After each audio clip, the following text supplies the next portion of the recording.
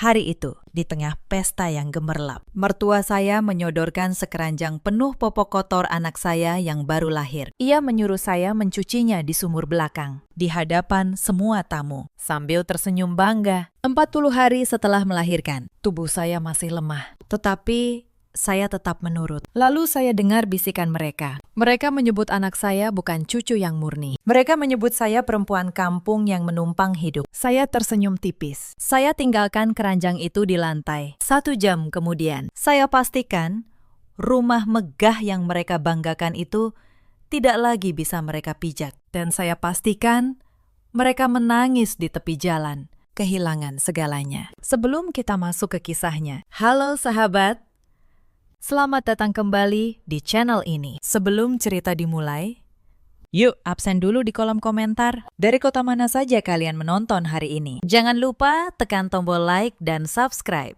supaya kami makin semangat menghadirkan kisah yang lebih menyentuh hati lagi. Baiklah, mari kita mulai. Nama saya Sinta Maharani. Usia saya 29 tahun. Bagi keluarga suami saya hanyalah seorang dokter biasa di sebuah klinik kecil di pinggiran kota. Gaji pas-pasan, tanpa orang tua, tanpa warisan.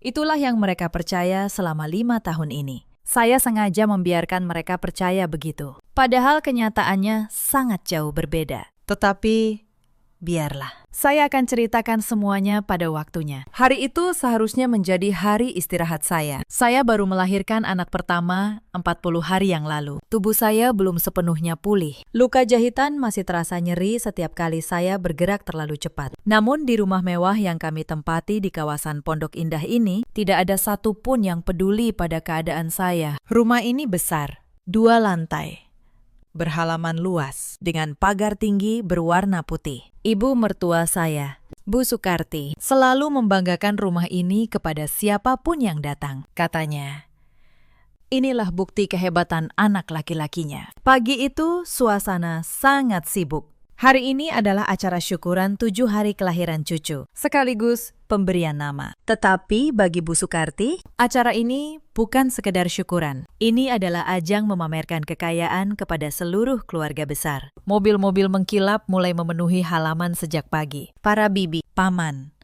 dan sepupu suami saya datang dengan pakaian terbaik mereka. Mereka memamerkan perhiasan emas dan tas bermerek yang harganya mungkin setara biaya makan sebuah keluarga selama setahun penuh. Sejak subuh, saya sudah bangun untuk menyiapkan segalanya. Padahal seharusnya perempuan yang baru melahirkan masih dalam masa pemulihan. Tetapi Bu Sukarti tidak mau tahu. Bagi dia, masa nifas saya bukanlah alasan untuk bermalas-malasan. Saya memasak berbagai hidangan. Rendang daging, opor ayam, sap iga, hingga aneka kue basah dan buah potong. Peluh membasahi daster sederhana saya. Sesekali saya harus berhenti karena perut bagian bawah saya terasa ditarik. Tetapi saya tetap melanjutkan. Saya sengaja hanya mengenakan pakaian yang sangat biasa, tanpa riasan sedikit pun. Saya ingin menjadi menantu yang rendah hati. Saya ingin melayani keluarga suami saya dengan tulus, tanpa perlu menonjolkan diri. Anak saya, bayi mungil berusia 7 hari. Saya tidurkan di kamar belakang, kamar yang paling sempit di rumah ini.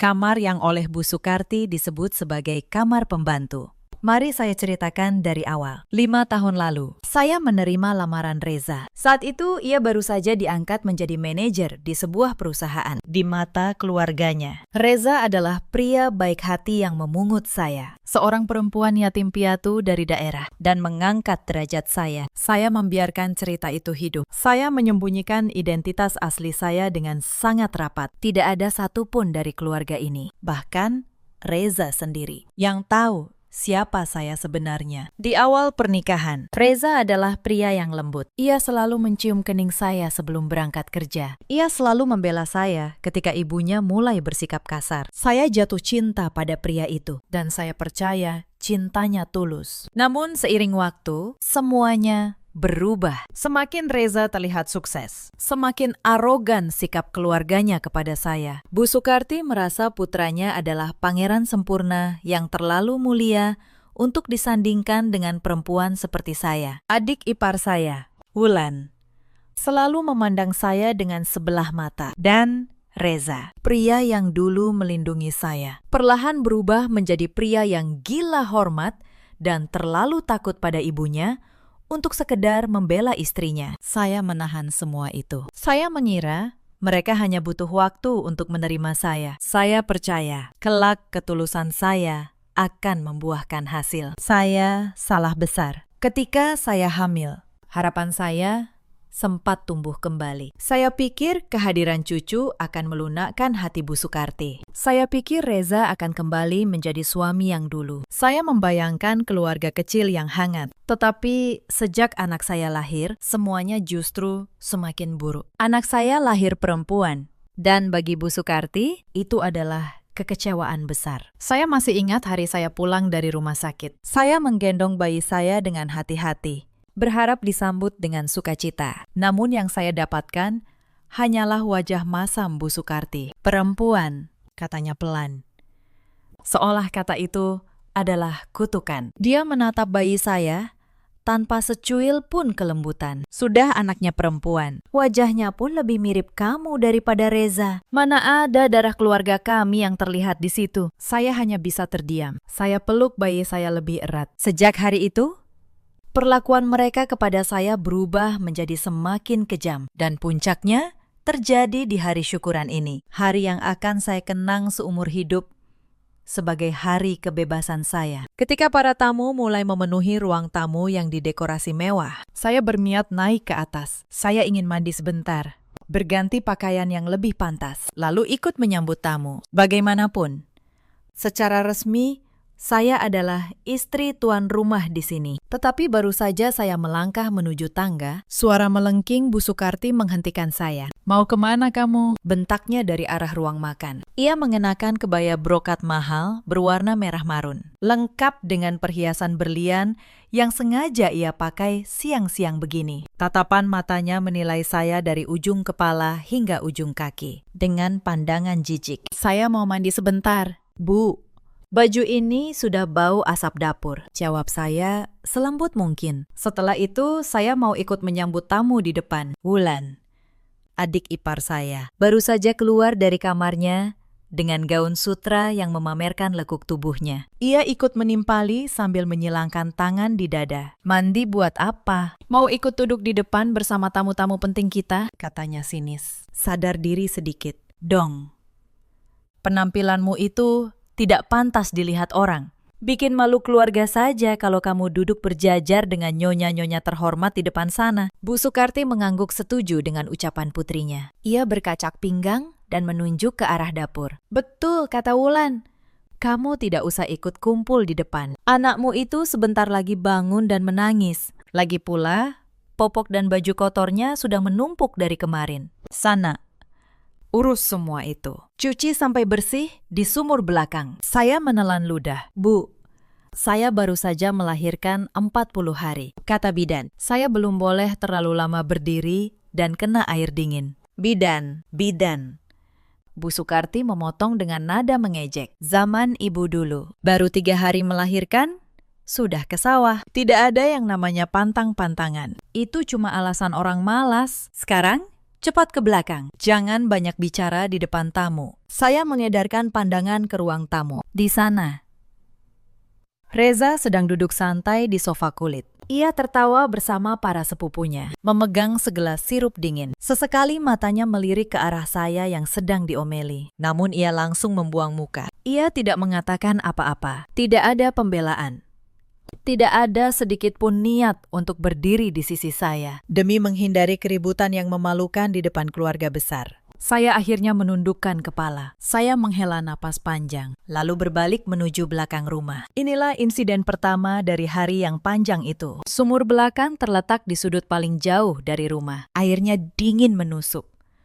Tumpukan popok dan pakaian kotor anak saya bercampur dengan baju kotor seluruh anggota keluarga, sudah menggunung di ember besar. Bukan hanya milik bayi saya, itu adalah cucian seluruh penghuni rumah yang sengaja ditumpuk untuk saya. Saya berjongkok dengan hati-hati, menahan nyeri di perut bawah. Air dingin menyentuh tangan saya yang sudah keriput sejak subuh. Punggung saya terasa seperti dipatahkan, tetapi saya tetap menggosok satu persatu. Sesekali, Mbak Asih, pembantu yang sudah lama bekerja di rumah ini, melintas dengan wajah iba. Ia ingin membantu, tetapi Bu Sukarti dengan tegas melarangnya. Biarkan dia sendiri yang mengerjakan, kata Bu Sukarti. Itu sudah jadi tugasnya sebagai menantu. Kamu urus saja hidangan di depan. Mbak Asih hanya bisa menatap saya dengan mata berkaca-kaca sebelum kembali ke depan. Saya membalas tatapannya dengan senyum tipis, seolah berkata bahwa saya baik-baik saja. Inilah insiden kedua, sebuah hukuman yang tidak tertulis. Karena di mata mereka, saya hanyalah orang luar yang menumpang hidup. Setelah hampir 1 jam, tangan saya mati rasa. Kemerahan muncul akibat sabun cuci yang terlalu keras. Saya berdiri dengan susah payah, menyandarkan tubuh sejenak. Napas saya terengah-engah. Tiba-tiba, dari dalam rumah, terdengar tangisan bayi. Anak saya bangun.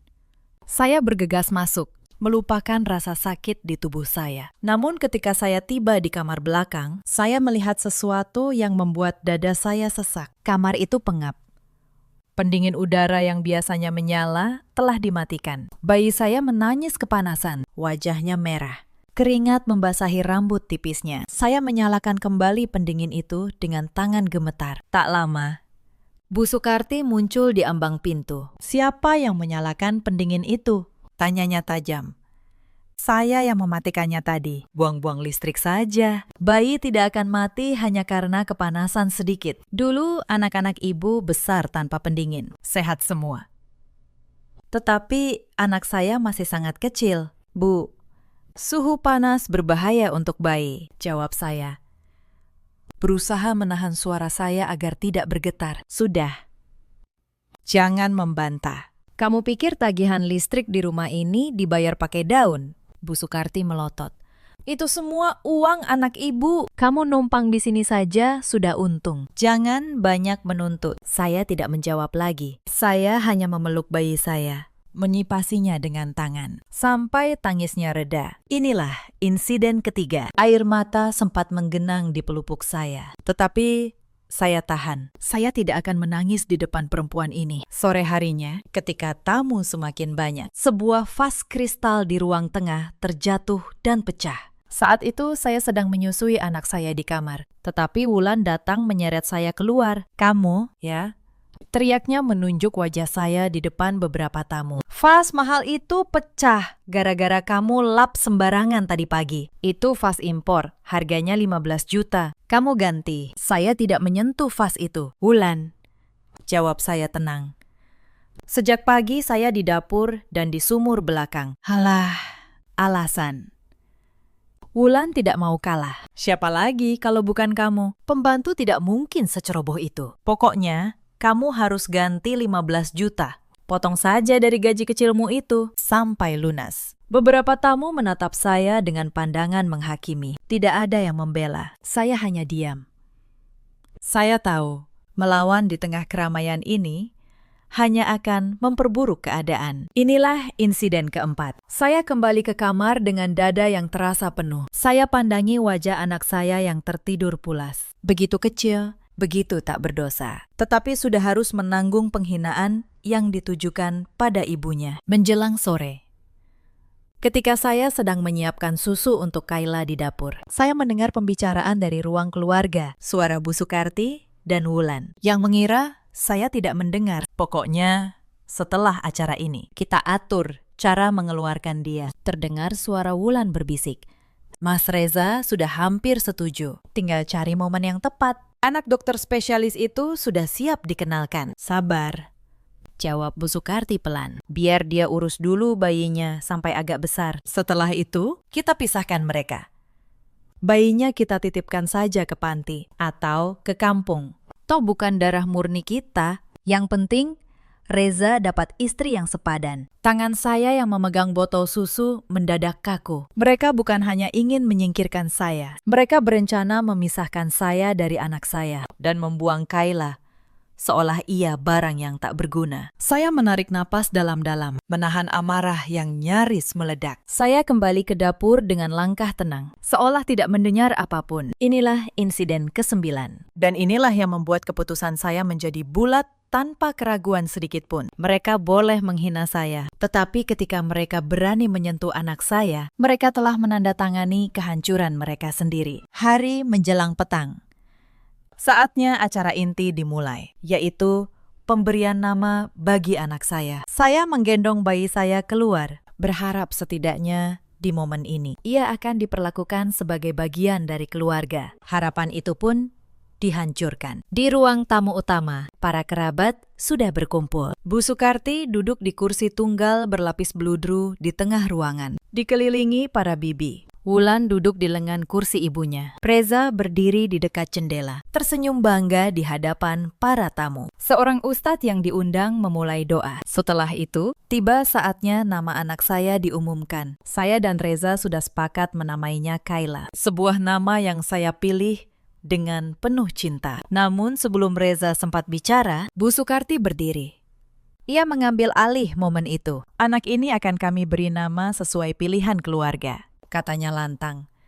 Tetapi sebelum itu, ibu mau bicara jujur di depan keluarga besar. Ruangan menjadi hening. Semua mata tertuju pada Bu Sukarti. Cucu ini, ia menunjuk bayi dalam gendongan saya. Lahir dari rahim menantu yang bukan dari kalangan kita. Ibunya perempuan kampung, yatim piatu, tidak punya asal-usul yang jelas. Jadi, jujur saja, ibu masih ragu.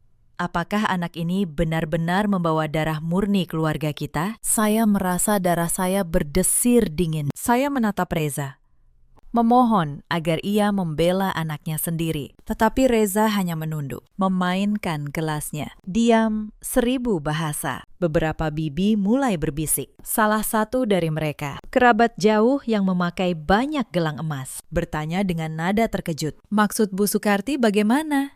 Apa anak ini bukan anak Reza? Bukan begitu. Bu Sukarti tersenyum licik. Maksud ibu, darah kampung ibunya terlalu kental. Lihat saja wajahnya, sama sekali tidak mirip Reza. Ibu cuma tidak mau kelak harta keluarga ini jatuh ke tangan yang salah. Makanya, mulai sekarang, urusan warisan dan keuangan keluarga harus ibu yang pegang penuh. Reza sudah setuju. Kalimat itu menghantam saya seperti palu. Inilah insiden kelima, dan yang paling menyakitkan dari semuanya. Bukan hanya saya yang dihina. Anak saya yang baru 7 hari pun sudah ditolak sebagai cucu. Saya menatap Reza sekali lagi. Reza, kata saya pelan. Suara saya bergetar. Apa kamu benar setuju ibumu memegang semua keuangan? Bahkan kamu diam saja.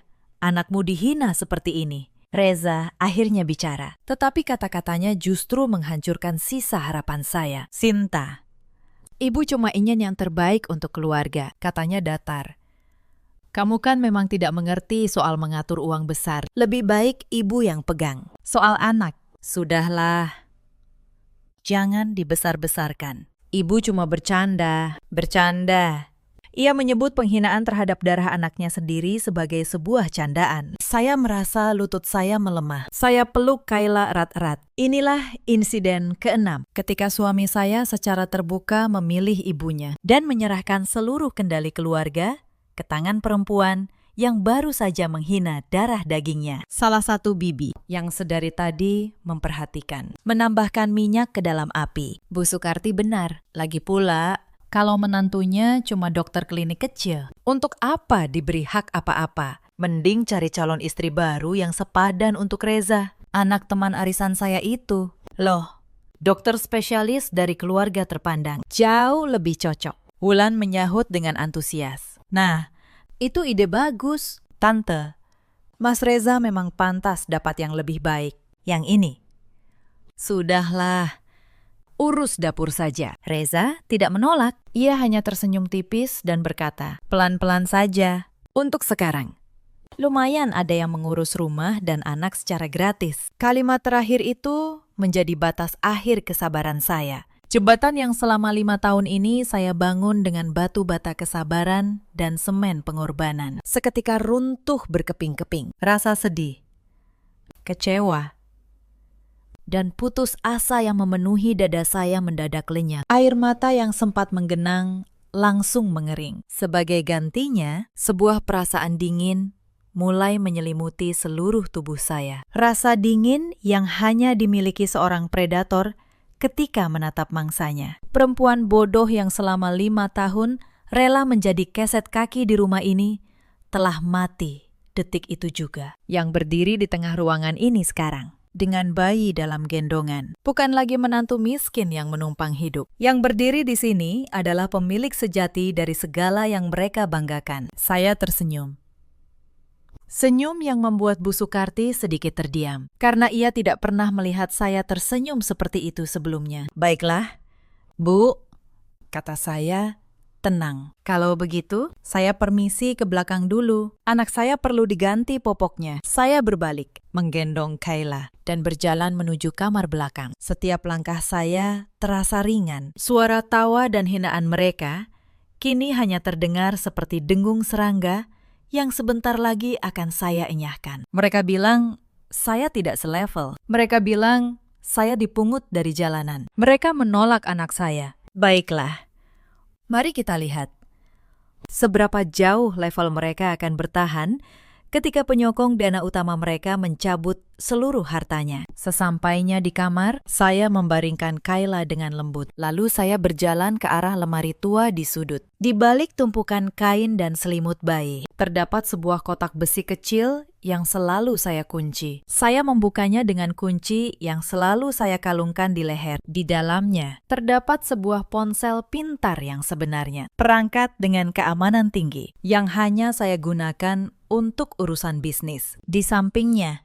ada sebuah map dokumen tipis dan sebuah kartu nama bertuliskan jabatan asli saya. Mari saya jelaskan siapa saya sebenarnya. 5 tahun lalu, sebelum menikah dengan Reza, saya bukanlah dokter klinik kecil yang miskin. Saya adalah dokter sekaligus pemilik tunggal dari Maharani Medica, sebuah jaringan rumah sakit dan klinik yang tersebar di banyak kota. Saya mewarisinya dari ayah saya, lalu mengembangkannya sendiri hingga berlipat ganda di bawah Maharani Medica. Ada pula perusahaan induk yang bergerak di bidang properti dan investasi. Rumah mewah yang mereka tempati untuk acara hari ini. Mobil-mobil yang mereka kendarai. Hingga uang bulanan bernilai fantastis yang selalu Reza berikan kepada ibu dan adiknya. Semuanya berasal dari saya. 5 tahun lalu, saya menggunakan salah satu perusahaan cangkang milik saya untuk membeli rumah ini secara tunai. Lalu, saya buat skema seolah-olah perusahaan tempat Reza bekerja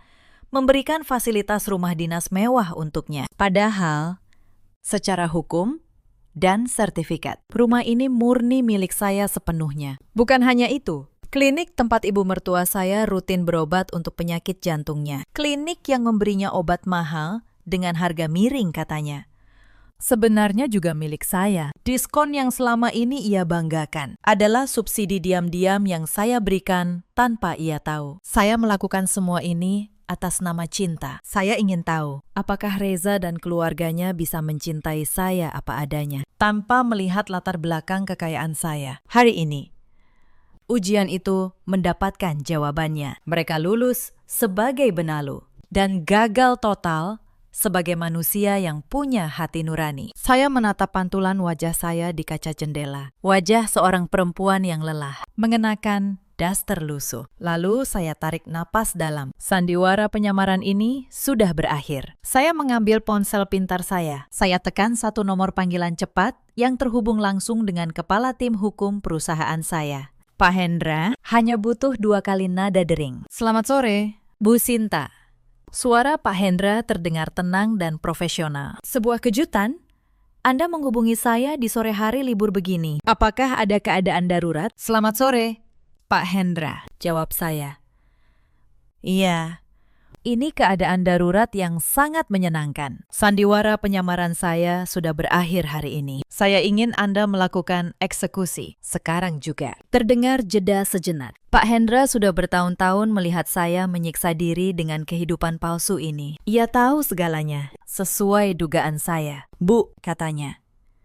Mereka akhirnya melewati batas kesabaran Anda. Apa instruksi pertama Anda? Pertama, kata saya dengan suara sedingin es. Bekukan seluruh akses keuangan yang selama ini saya alirkan diam-diam ke rekening Reza. Batalkan semua kartu kredit tambahan yang dipakai ibu mertua dan adik ipar saya. Mulai detik ini, saya tidak ingin ada 1 rupiah pun dari uang saya yang bisa mereka gunakan. Bahkan untuk membeli sebotol air mineral. Dilaksanakan, Bu. Sistem akan memutus akses mereka dalam waktu kurang dari 5 menit. Lalu, bagaimana dengan rumah yang mereka tempati saat ini? Saya tersenyum tipis. Itu insiden ke-7 dalam hari ini, batin saya. Tetapi kali ini, akulah yang memegang kendali. Ibu mertua saya sangat membanggakan rumah ini kepada para tamu, kata saya. Ia mengklaim putranya yang membelikannya. Kenyataannya, rumah itu murni milik saya, dibeli melalui perusahaan saya. Saya ingin Anda mengirimkan surat eksekusi dan pengosongan rumah. Sekarang juga. Sekarang juga, Bu. Di tengah acara keluarga mereka, Pak Hendra menegaskan. Tepat sekali, jawab saya. Mereka sedang mengadakan acara besar di sana, memamerkan kekayaan yang bukan milik mereka. Saya ingin Anda menghentikan pesta itu. Bawa seluruh dokumen legalnya. Sertifikat asli atas nama perusahaan saya, dan surat perintah pengosongan dari pengadilan. Jika mereka menolak pergi, lakukan sesuai prosedur hukum, tanpa keraguan. Baik, Bu, saya akan memimpin langsung tim eksekusi ini. Kami akan tiba di lokasi dalam waktu 40 menit. Ada satu hal terakhir, kata saya. Ini yang paling penting. Hentikan seluruh subsidi pengobatan untuk ibu mertua saya di klinik kita. Mulai hari ini, ia membayar penuh seperti pasien biasa dengan harga normal dan cabut statusnya sebagai pasien prioritas. Biar ia tahu, obat jantung yang selama ini ia banggakan murah sebenarnya dibayar oleh menantu yang ia sebut perempuan kampung. Pak Hendra terdiam sejenak, lalu menjawab dengan nada penuh hormat. Dimengerti, Bu. Akan saya laksanakan semuanya. Apakah Anda akan menyaksikannya langsung? Tidak. Jawab saya. Udara di rumah itu terlalu kotor untuk saya hirup lebih lama. Saya akan menyaksikan semuanya melalui kamera pengawas dari kamar ini. Pastikan Anda melakukan pertunjukan yang baik. Pak Hendra, saya menutup telepon. Saya pandangi layar ponsel yang berubah gelap, memantulkan wajah saya yang kini tampak begitu tenang. Inilah insiden ke-8, dan ini berbeda dari semua insiden sebelumnya. Untuk pertama kalinya dalam 5 tahun, bukan saya yang menjadi korban. Sebentar lagi, panggung sandiwara ini akan runtuh, dan saya akan menonton dari kursi penonton. Sambil menunggu, saya mengganti popok Kayla, menyusuinya hingga kenyang, lalu menidurkannya kembali. Sungguh aneh. Untuk pertama kalinya dalam berhari-hari, tangan saya tidak gemetar. Hati saya terasa lapang. Saya menyalakan ponsel saya dan membuka aplikasi kamera pengawas rumah. Kamera-kamera ini saya pasang diam-diam sejak awal, dengan alasan keamanan untuk bayi. Padahal, sesungguhnya saya ingin merekam segalanya di layar. Saya melihat acara di ruang tamu masih berlangsung. Bu Sukarti tertawa, memamerkan kalung berliannya kepada para bibi. Wulan sibuk berfoto dengan tas mahalnya. Reza berdiri dengan dada membusung, menerima pujian dari para kerabat tentang betapa hebat ia menafkahi keluarganya. Mereka tidak tahu. Badai sedang menuju ke arah mereka. Tepat 40 menit kemudian, terdengar suara mobil berhenti di halaman. Bukan satu, melainkan beberapa mobil sekaligus. Dari kamera, saya melihat Pak Hendra turun, mengenakan setelan jas rapi. Diikuti beberapa petugas dan 2 orang yang membawa map dokumen tebal. Pintu rumah diketuk. Mbak Asih membukanya. Beberapa detik kemudian, suasana di ruang tamu berubah. Saya keluar dari kamar, menggendong Kayla, dan berjalan pelan menuju lorong yang menghubungkan area belakang dengan ruang tamu utama. Saya berhenti tepat di balik pilar marmer, di tempat yang sama di mana tadi siang saya mendengar mereka menghina saya. Kali ini, saya datang sebagai penonton kemenangan saya sendiri. Permisi. Suara Pak Hendra terdengar tegas memenuhi ruangan. Mohon perhatian semuanya. Saya Hendra, Kepala Tim Hukum dari Maharani Group. Kedatangan kami hari ini adalah untuk melaksanakan perintah pengosongan atas properti ini. Ruangan yang tadinya riuh Seketika hening. Bu Sukarti mengernyitkan dahi. Pengosongan. Apa maksud Bapak? Tanyanya dengan nada angkuh. Ini rumah anak saya. Bapak salah alamat. Keluar dari sini sebelum saya panggil satpam. Pak Hendra tidak gentar. Ia membuka map dokumennya dan mengeluarkan beberapa lembar surat. Mohon maaf, Bu, katanya tenang. Kami tidak salah alamat berdasarkan sertifikat hak milik yang sah. Rumah di kawasan Pondok Indah ini terdaftar atas nama PT Maharani Property, bukan atas nama Bapak Reza, dan bukan pula atas nama Anda. Reza yang berdiri di dekat jendela tampak pucat. Ia melangkah maju, merebut surat dari tangan Pak Hendra, lalu membacanya dengan tangan gemetar. Ini pasti palsu, katanya tergagap. Rumah ini diberikan oleh perusahaan tempat saya bekerja sebagai fasilitas jabatan. Pak Hendra menggeleng pelan. Itulah yang selama ini Bapak percaya. Tetapi kenyataannya, perusahaan tempat Bapak bekerja tidak pernah memberikan rumah ini. Seluruh pembiayaannya ditanggung oleh PT Maharani Property melalui skema yang dirancang agar Bapak merasa rumah ini milik Bapak. Faktanya, Bapak hanya menumpang di sini selama 5 tahun. Para tamu mulai berbisik gaduh. Bu Sukarti berdiri dari kursinya. Wajahnya memerah. Tidak mungkin, teriaknya. Anak saya direktur, gajinya ratusan juta. Mana mungkin rumah ini bukan miliknya? Siapa pemilik perusahaan Maharani itu? Suruh dia datang ke sini. Biar saya yang bicara langsung. Saat itulah saya memutuskan untuk keluar dari balik pilar. Saya di sini, Bu, kata saya. Semua kepala menoleh ke arah saya. Saya berjalan masuk ke tengah ruangan, masih mengenakan daster lusuh saya. Masih menggendong Kayla. Penampilan saya tidak berubah, tetapi cara saya melangkah dan tatapan mata saya sudah sama sekali berbeda. Bu Sukarti menatap saya dengan bingung. Kamu, mau apa kamu di sini? Sana ke belakang. Ini urusan orang penting. Saya tersenyum. Lalu, saya menoleh ke arah Pak Hendra. Pak Hendra, tolong jelaskan kepada keluarga ini, siapa pemilik PT Maharani Group? Pak Hendra membungkuk hormat ke arah saya, sebuah gerakan yang membuat seisi ruangan terdiam membeku. Beliau yang berdiri di hadapan Anda sekarang, kata Pak Hendra lantang. Ibu Sinta Maharani, pemilik tunggal Maharani Group, yang membawahi jaringan rumah sakit, klinik, serta perusahaan properti dan investasi. Termasuk rumah yang Anda tempati ini. Suasana ruangan seketika pecah. Para bibi yang tadi menghina saya, kini menutup mulut dengan tangan. Wulan menjatuhkan tas mahalnya. Dan Bu Sukarti, perempuan yang sepanjang hari menyuruh saya mencuci popok, berdiri mematung dengan wajah pucat pasi. Bohong. Suara Bu Sukarti nyaris tak terdengar. Ini pasti bohong. Dia cuma dokter klinik kecil. Dia perempuan kampung yang yatim piatu. Saya yang yatim piatu. Bu, kata saya, tenang. Itu benar. Tetapi ayah saya sebelum beliau wafat meninggalkan sebuah jaringan rumah sakit yang saya kembangkan sendiri hingga seperti hari ini. Klinik kecil tempat saya bekerja itu hanya salah satu cabang dari ratusan yang saya miliki. Saya sengaja bekerja di sana agar bisa pulang tepat waktu dan mengurus keluarga ini. Saya berjalan mendekati Reza, yang kini terduduk lemas di sofa. Rumah yang kau banggakan sebagai hasil keringatmu, kata saya kepadanya, dibeli dengan uang saya. Jabatanmu yang kau sombongkan, relasi bisnis yang membuatmu merasa setara dengan para direktur, semuanya disokong oleh perusahaan saya dari balik layar. Selama 5 tahun. Kau hidup dari uang istri yang kau sebut hanya berguna untuk mengurus dapur. Reza menatap saya dengan mata terbelalak. Tak mampu berkata apa-apa. Lalu saya berbalik ke arah Bu Sukarti. Dan Anda, Bu, kata saya.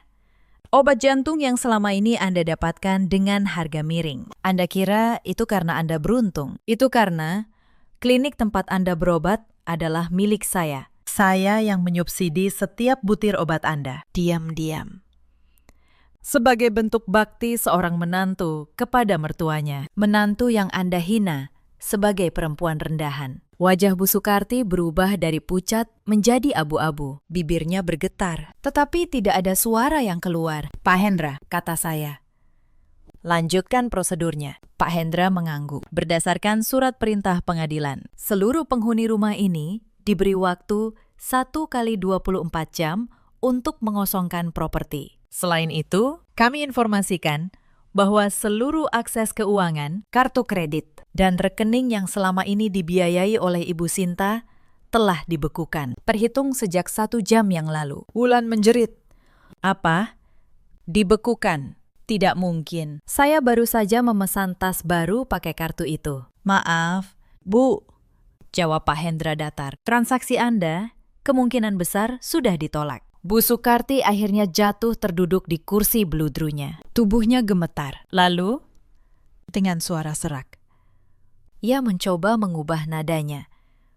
Sinta, anakku, katanya.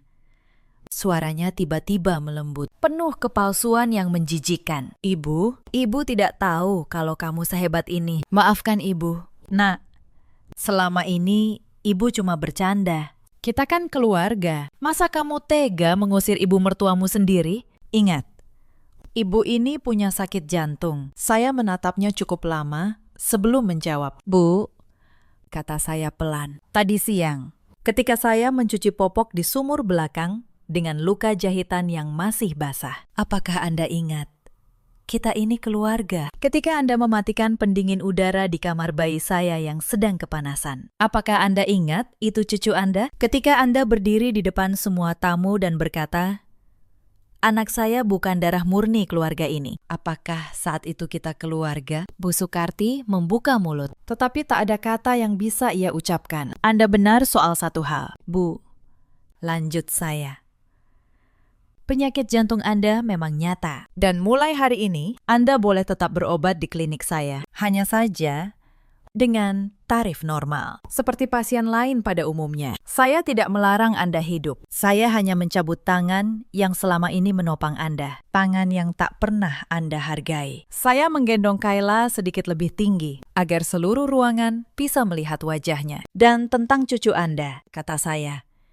Suara saya kini tegas dan dingin. Anda menolaknya sebagai darah keluarga ini. Baiklah, saya terima penolakan itu dengan senang hati. Mulai hari ini, anak ini bukan bagian dari keluarga Anda. Ia adalah pewaris tunggal Maharani Group. Dan Anda telah melepaskan haknya dengan tangan Anda sendiri. Saya mendengar beberapa bibi menahan napas. Salah satu dari mereka yang tadi mengusulkan agar Reza mencari istri baru, kini menunduk dalam-dalam. Tak berani menatap saya. Reza, yang sedari tadi membisu, akhirnya bangkit dari sofa. Ia berjalan tertatih ke arah saya, lalu meraih lengan saya. Sinta, tunggu, katanya panik. Kita bisa bicarakan ini baik-baik. Kamu istriku, apapun masalah kita keluarga. Jangan lakukan ini di depan semua orang. Aku mohon. Saya menatap tangannya yang mencengkeram lengan saya. Tangan yang sama, yang tadi siang tidak bergerak sedikit pun ketika ibunya menyuruh saya mencuci popok dengan tubuh yang belum pulih. Lepaskan, kata saya pelan. Reza tidak melepaskan. Ia justru mengeratkan cengkeramannya. Aku tidak akan membiarkanmu pergi membawa anak itu, katanya. Nadanya mulai berubah keras. Bagaimanapun, dia anakku juga. Kamu tidak bisa membawanya begitu saja. Dan soal harta, kita ini suami istri. Apa yang menjadi milikmu? Secara hukum juga menjadi milikku. Saya tersenyum mendengar ucapannya. Reza memang tidak pernah berubah. Bahkan di ujung kehancurannya, yang ia pikirkan tetaplah harta. Pak Hendra, kata saya tanpa mengalihkan pandangan dari Reza. Tolong jelaskan kepada suami saya soal status hukum kami. Pak Hendra maju selangkah. Bapak Reza, seluruh aset Maharani Group adalah harta bawaan Ibu Sinta yang diperoleh sebagai warisan dari mendiang ayah beliau jauh sebelum pernikahan Anda. Berdasarkan hukum, harta bawaan tidak termasuk dalam harta bersama. Bapak tidak memiliki hak apapun atasnya. Wajah Reza memucat lagi. Selain itu, lanjut Pak Hendra, sejak awal pernikahan, Ibu Sinta telah menyiapkan perjanjian pisah harta yang ditandatangani oleh Bapak sendiri. Saat itu, Bapak menandatanganinya tanpa membaca, karena mengira itu hanya dokumen formalitas perusahaan. Bapak masih ingat? Reza terdiam. Wajahnya menunjukkan bahwa ia mulai ingat. Bertahun-tahun lalu, Sinta memang pernah meminta tanda tangannya pada selembar dokumen sambil tersenyum manis dan berkata, "Itu hanya urusan administrasi kecil. Lepaskan tangan saya." "Reza," kata saya untuk terakhir kalinya. Suara saya tidak tinggi, tetapi cukup dingin untuk membuatnya melepaskan cengkeramannya. Saya mundur selangkah dan menatapnya dengan tenang. "Mulai hari ini," kata saya mengajukan gugatan cerai. Kamu boleh mempertahankan nama besar yang selama ini kamu nikmati, tetapi tanpa uang saya. Kita lihat berapa lama nama itu bertahan. Soal Kayla, kamu menolaknya sebagai darahmu di depan semua orang tadi. Pak Hendra merekam semuanya melalui kamera pengawas. Jadi, jangan khawatir. Hak asuh tidak akan menjadi masalah. Reza terhuyung mundur, menjatuhkan dirinya ke sofa. Untuk pertama kalinya, saya melihat pria yang dulu saya cintai itu benar-benar hancur. Tetapi, anehnya, saya tidak merasakan apa-apa. Tidak ada dendam, tidak ada kepuasan, hanya kekosongan. Seperti membuang barang rusak yang sudah lama tak terpakai. Bu Sukarti mencoba bangkit sekali lagi, meraih ujung daster saya. "Sinta, tolong," ratapnya. "Kemana ibu harus pergi? Ibu sudah tua, ibu sakit-sakitan. Masa kamu setega ini?" Saya menatapnya. Di mata perempuan itu, kini ada ketakutan yang sama, yang dulu sering saya rasakan. Tetapi saya tidak menemukan secuil pun penyesalan yang tulus di sana. Yang ada hanyalah rasa takut kehilangan kenyamanan. "Bu," kata saya pelan. "Tadi siang, ketika saya memohon agar tidak mencuci di air dingin karena baru melahirkan, kemana belas kasihan Anda saat itu? Anda bilang itu cuma alasan orang malas. Sekarang, ketika Anda yang kesulitan, Anda menuntut belas kasihan dari saya." Saya menarik daster saya pelan dari genggamannya. "Saya tidak menyuruh Anda tidur di jalan. Bu, Anda masih punya rumah lama di kampung, rumah yang dulu Anda tinggalkan karena malu dianggap kampungan. Kembalilah ke sana. Hiduplah sesuai kemampuan anak Anda yang sebenarnya. Itu sudah lebih dari cukup adil." Bu Sukarti terisak. Tetapi saya sudah tidak lagi terpengaruh oleh air matanya. Wulan, yang sedari tadi, dia membatu. Tiba-tiba berteriak histeris. "Ini tidak adil. Kakak ipar pasti merencanakan ini semua dari awal. Dia menjebak kita." Saya menoleh ke arahnya. "Menjebak?" kata saya. "Wulan, saya tidak pernah menjebak siapapun. Saya hanya diam dan mengamati. Kalian sendiri yang memilih bagaimana memperlakukan saya, tanpa tahu siapa saya sebenarnya. Seandainya kalian memperlakukan saya dengan hormat sebagai manusia, hari ini tidak akan pernah terjadi. Kalian tidak dihukum karena miskin. Kalian dihukum karena tidak punya hati." Wulan terdiam, tak mampu membantah. Saya menoleh ke arah para tamu yang masih terpaku. Beberapa dari mereka adalah orang yang tadi siang ikut tertawa ketika saya dihina. "Maaf telah mengganggu acara kalian," kata saya sopan. "Silakan lanjutkan jika kalian masih berselera. Tetapi perlu kalian tahu, makanan yang kalian santap hari ini, kursi yang kalian duduki, dan lantai yang kalian injak, semuanya milik perempuan yang tadi kalian sebut babu." Satu persatu, para tamu mulai beranjak pergi dengan wajah malu. Mereka tidak berani menatap saya, apalagi Bu Sukarti dan keluarganya. Pesta kemewahan yang dirancang untuk memamerkan harta berakhir menjadi panggung kehancuran bagi mereka yang menyombongkannya. Pak Hendra mendekat. "Bu Sinta, semua sudah selesai. Apakah Anda ingin tinggal di rumah ini malam ini? Atau kami antar ke tempat lain?" Saya memandang sekeliling rumah yang selama 5 tahun menjadi penjara saya. Setiap sudutnya menyimpan kenangan pahit. Saya menggeleng. "Tidak, Pak Hendra," kata saya. "Saya tidak ingin menghabiskan satu malam pun lagi di sini. Antar saya dan Kayla ke apartemen pribadi saya di pusat kota. Rumah ini, urus penjualannya. Saya tidak ingin melihatnya lagi." Saya berjalan menuju pintu, menggendong Kayla yang tertidur damai. Tak menyadari betapa hidupnya baru saja berubah selamanya. Di ambang pintu, saya berhenti sejenak, tetapi tidak menoleh ke belakang. "Mbak Asih," panggil saya.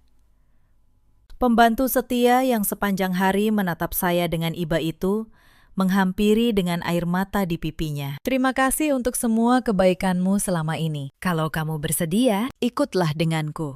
Aku butuh orang baik di sekitar anakku. Mbak Asih mengangguk berkali-kali sambil menangis. Lalu mengikuti saya keluar. Saya melangkah keluar dari pintu utama, melewati halaman luas yang dipenuhi mobil-mobil mewah. Udara malam terasa sejuk di kulit saya. Untuk pertama kalinya dalam 5 tahun, saya menghirup udara sebagai diri saya sendiri. Di belakang saya, dari dalam rumah, masih terdengar tangisan Bu Sukarti, teriakan histeris Wulan, dan keheningan Reza yang hancur. Tetapi suara itu tidak lagi menyakiti saya. Suara itu kini terdengar seperti gema dari kehidupan lama yang sudah saya tinggalkan. 3 bulan berlalu sejak malam itu. Banyak hal berubah. Rumah mewah di Pondok Indah itu sudah terjual kepada pemilik baru. Saya dan Kayla kini tinggal di apartemen pribadi saya, lalu pindah ke sebuah rumah yang sederhana namun hangat, jauh dari kemewahan palsu yang dulu mengurung saya. Untuk pertama kalinya, saya bisa membesarkan anak saya tanpa rasa takut. Proses perceraian berjalan cepat, dengan rekaman penghinaan Reza terhadap anaknya sendiri, dan perjanjian pisah harta yang sudah ia tanda tangani. Pengadilan dengan mudah memberikan hak asuh penuh Kayla kepada saya. Reza tidak banyak melawan. Tanpa uang saya, ia kehilangan relasi bisnis, kehilangan jabatan,